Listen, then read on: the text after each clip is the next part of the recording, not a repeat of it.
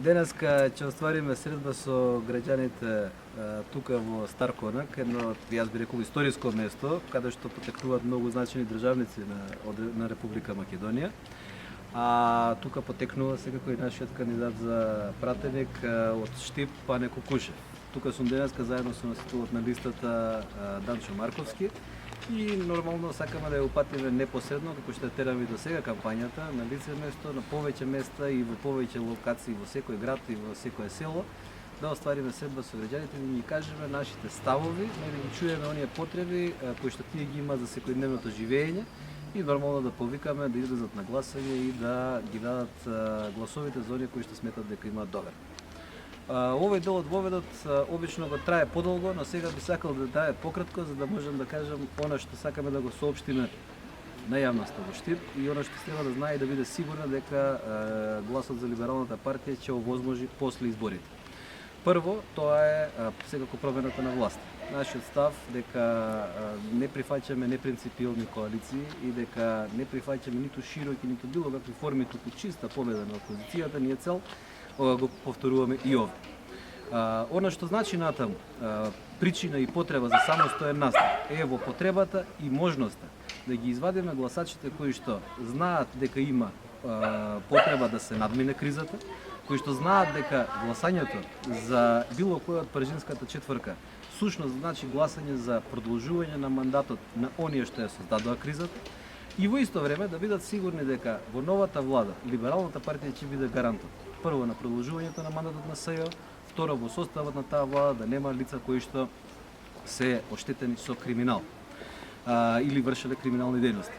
Трето, јасно ни е дека прислушкувањето е проблем кој што не е направен од домашни служби, туку од странски служби, туку е проблем што е создаден од домашните служби. Значи да повторам. Оваа криза настана поради злоупотребата на моќта и власта и злоупотребата на службите во Република Македонија, на кои што се ставени под партиска команда за остварување на партиски лични лукративни цели од власта.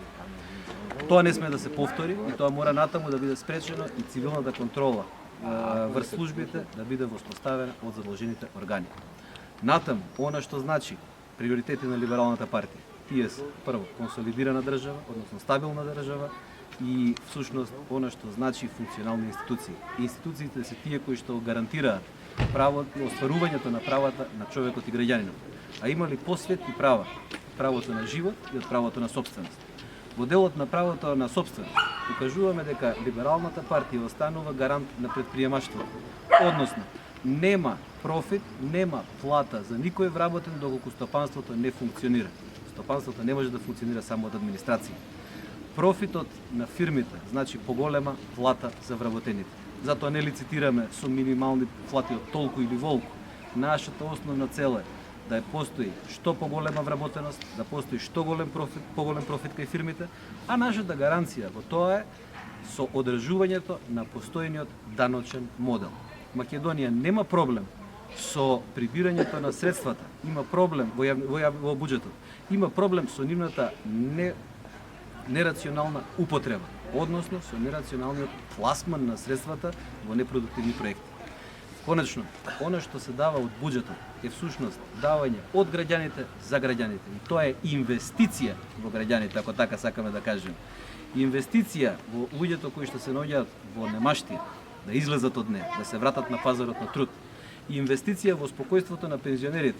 Пензионерите по нас треба да се оди во пензија со 63 години, за да има место и младите да се вработуваат и луѓето после сите напори кои што ги преживеале во својот работен век да можат спокојно да се пензионираат и да не се прашуваат дали ќе има пензија следниот месец. Ние сме гаранција дека и следниот и последниот и потоа повторно ќе има пензија за сите, онака како што заслужува. Затоа кога зборуваме за стабилни институции, затоа кога зборуваме за владење на правото, бидејќи нема владење на правото без стабилни институции и без почитување на законот и на уставот, зборуваме за конфискација на целокупниот имот што е стекнат спротивно на законот. А впрочем прислушкувањето се случуваше за да можат да се прават упади во фирмите и да се диригира партиски, да се диригираат економските текови во земјата. Значи, средствата што ќе бидат одземени по основа на конфискација и по основа на судска пресуда, а не по основа на пресуда од мене или од либералната партија, туку од суд, од институција. Тие средства треба да се вратат назад. Како? Онаму каде што се сега потребни, од каде што се практично незаконски одземени во пензискиот фонд и во здравствениот фонд. Одиме со непопуларни мерки. Веднаш најавувам. Веројатно, од кога ќе ги имаме вистинските бројки и статистики, бидејќи не веруваме на статистиките на оваа влада, ќе биде неопходно да се реорганизира и намали државната администрација. Но, бидејќи целта не е да отпуштаме луѓе, туку луѓето да работат, имаме концепт по кој јавните овластувања од државните органи ќе ги пренесеме на приватни ентитети. Штом тие се пренесат таму, луѓето нема да бидат на плата од државниот буџет, туку во фирмите кои што ќе ги остваруваат јавните овластувања. И со тоа ќе бидат продуктивни. А цената на услугите, за она што денеска го плаќаме 500 денари, тогаш ќе биде не повеќе од 350, бидејќи пазарната конкуренција ќе го прави своето. Целта е повеќе пари кај граѓаните, поевтина услуга. Во исто време, да напоменам дека нашата проекција за буџетот по првите 4 години влада во која ќе учествува либералната партија е не да биде 3,4 милиарди како сега евра, туку да биде 2,9 милиарди евра. Токму на овој начин, растеретувајќи го јавниот буџет, намалувајќи ги давачките што граѓаните ќе ги даваат кон државата, оставајќи 500 милиони евра повеќе во стопанството и кај граѓаните. Нема друг начин да се качи куповната моќ. Нема друг начин да се качи стандардот и со тоа квалитетот на живење. Се сведува на тоа како јавните пари одговорно да се управуваат. Бидејќи некои велат нема правда, нема мир. Тоа е точно. Но нема пари, нема правда, а нема правда, нема мир. Нравоучение, нема пари, нема мир.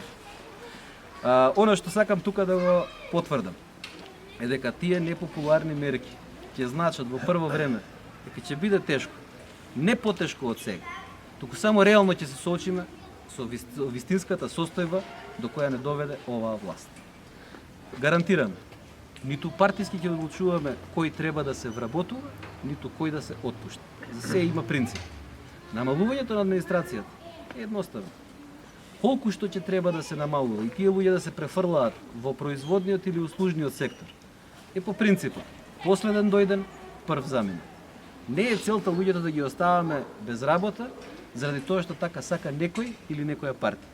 Целта е луѓето да се префрлат од администрација во стопанство, во економија. И потенцирам уште еднаш она што е многу битно за Штип и за штипската индустрија.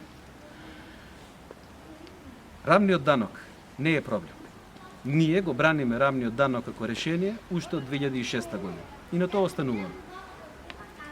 Нема причина да ги демотивирате малите и средните стопанственици кои вработуваат 70% од работоспособното население со тоа што ќе им ги качите даноците. Нема потреба повеќе пари да се зимаат од граѓаните. Напротив, ние имаме еден друг концепт. Прво, со останувањето на даночната стапка, бизнисот го создава својот профит, но нема да му биде повеќе од даночен. Со тоа може да го пушти во производниот процес. Може да го пушти во платата на вработените. Тоа значи повеќе пари кај вработените. Нема успешен бизнис ако вработените не се задоволни.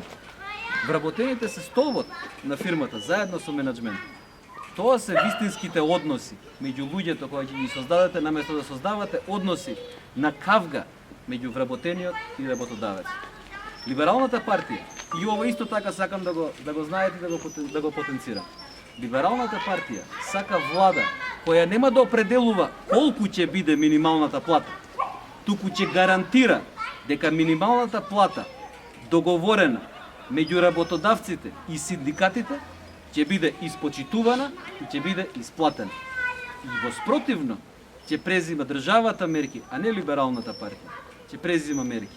Но доколку се исполнува законот, фирмите ќе бидат оставени да работат онага како што сакаат, за да создаваат профит.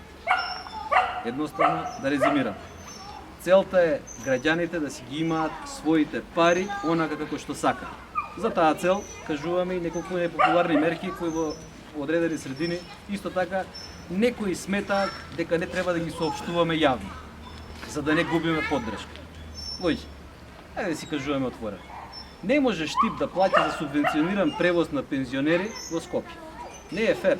Вашите пари нека завршат во Штип, а парите од Скопје ќе бидат во Скопје. Второ, начинот е како да возложиме. Кој сака да оди на бања и кој има потреба да оди. Кој не? Нема зошто да му се кинат тие пари од пензијата.